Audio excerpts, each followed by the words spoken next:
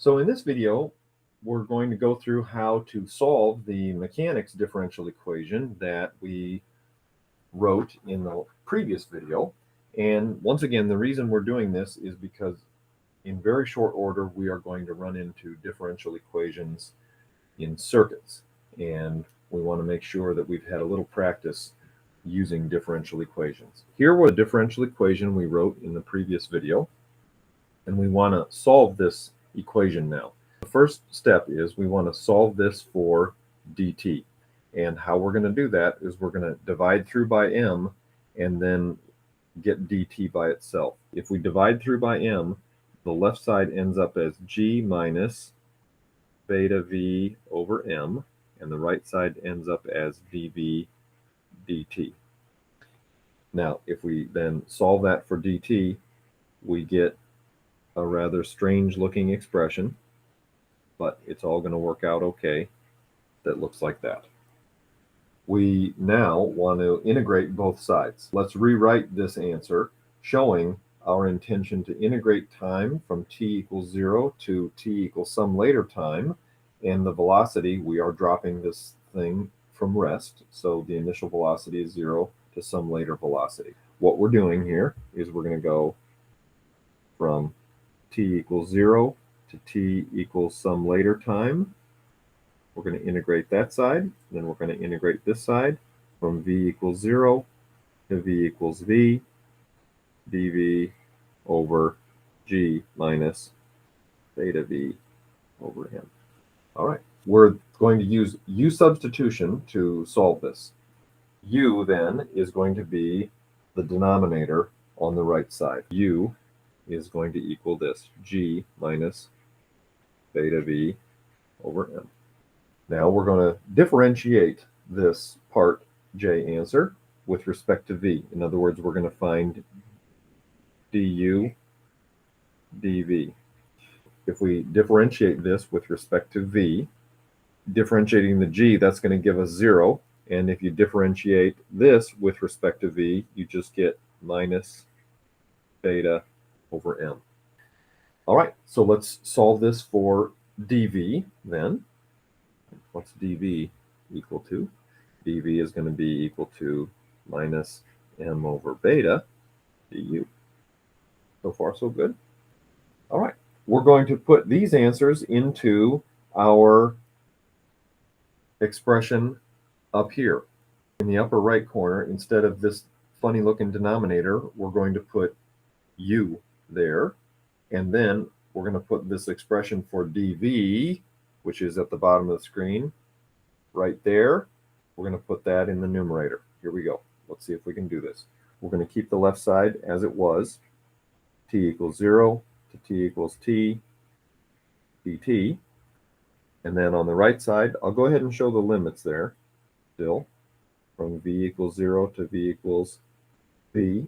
dv is going to be in the numerator. You can check. Let me swap one down here one more time. See that? dv is in the numerator, and then this is going to be u in the denominator. Let's put dv in the numerator. dv is this. So that's going to be minus m du. Beta is in the denominator, and then u is in the denominator, like that. Next, we're going to do two steps in one. We're going to mentally integrate the left side of the part m answer. So let's do that. If we integrate that, that's going to give us t. That's it, t. Boom. Easy peasy. And we're going to move all the constants to the left side. That means that this beta is going to end up in the numerator on this side. The negative sign is going to end up on the other side. The m is going to end up in the denominator like that. And over here, we've got, we'll leave the v's in there, but we're going to end up only with du over u on that side. Now, we're going to integrate the right side and substitute the u. Let's leave the left as it was, opposite beta t over m. When we integrate du over u, we get the log of u. But I'm not going to write u now. I'm going to write what u is equal to when we did u substitution. So we're going to put g minus beta v over m g minus beta v over m.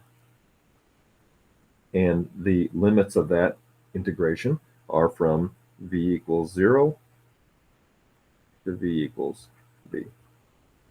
I'm showing as many steps as possible so that we can get the flow of these problems.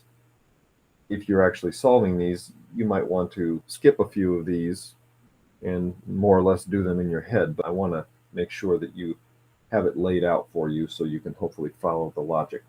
All right, two more steps in one. Substitute and evaluate the limits of integration on the right side, and then use a law of logarithms to represent the limits as a quotient of terms, not as a difference. Let's leave the left side the way it is, opposite beta t over m. And then, let's see, if we put v in here, that's fine. And then if I put v equals 0 in there, then that's just going to be g, and we have to subtract those. But with logarithms, the subtraction thing and the dividing by thing is pretty much all the same. So I think we're going to end up with g minus beta v over m, and then we're just dividing by the log of g right there, like that. All right, moving right along here. Now we're gonna rewrite that answer with one modification. Eliminate the large fraction line so the thing in parentheses goes something like 1 minus. All right, minus beta t over m, log of the g's cancel, give us a 1, and then we're going to end up with beta v over mg, like that. Those are equivalent. Letter R. All along, our goal has been to find an equation for the velocity of the dropped mass as a function of time. So that's what this v is. It's actually vt, but we haven't written the t there because it's, takes up space. So this is a velocity time function there. And there's a v that's tucked in some kind of logarithm function, and there it is right there. Take the necessary step to unlog the v term. So basically, how do we get into v? Well, you have to e to the both sides, as I say. So we're going to go e to the minus beta t over m is equal to 1 minus beta v over mg. And now we're going to solve this for v. Can I show a few steps here? I'm going to put the beta v over mg on the left, and then I'm going to end up with 1 minus e to the minus beta t over m. You can do this on your own if you want. And to solve that for v, then wouldn't vt be something like mg over beta times the quantity 1 minus e to the minus beta t m. How's that look? And finally, based on this answer, let's write an expression for a. Well, that means we need to differentiate this with respect to time. What I like to do for something like this, let me distribute this at first. So vt, if we use the distributive property, is mg over beta minus mg beta multiplied by e to the negative beta t over m. All right, now it's easier for me at this point to see what's going to happen when we differentiate this. If we differentiate this with respect to time, this term here gives us nothing. That's just a constant. And then how do you differentiate stuff with e? I'm running out of space here. So the way you differentiate stuff with e is you rewrite the whole thing. So here we go. Minus mg over beta e to the negative beta t over m. And then you multiply by the time derivative of the exponent on e, opposite beta m.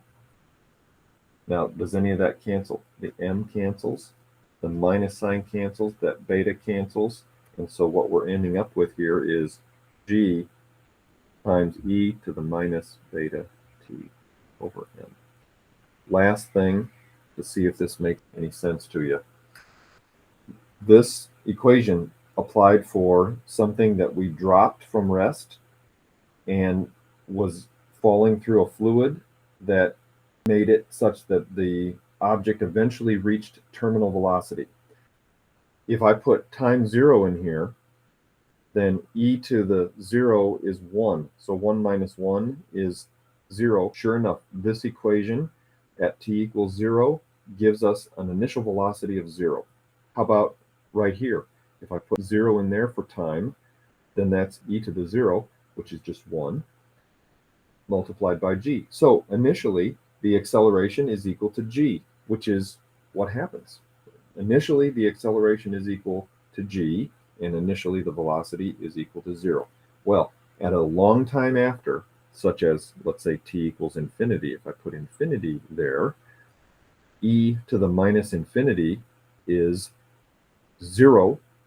That means that a long time later, the speed will be mg over beta. And that was what we said in the previous video was the terminal speed. Mg divided by beta was the terminal speed. So that looks pretty good. What if I put infinity in here for time? E to the minus infinity is 0. What's the acceleration at a very long time after? It's 0 because it's at terminal velocity, so its acceleration is 0.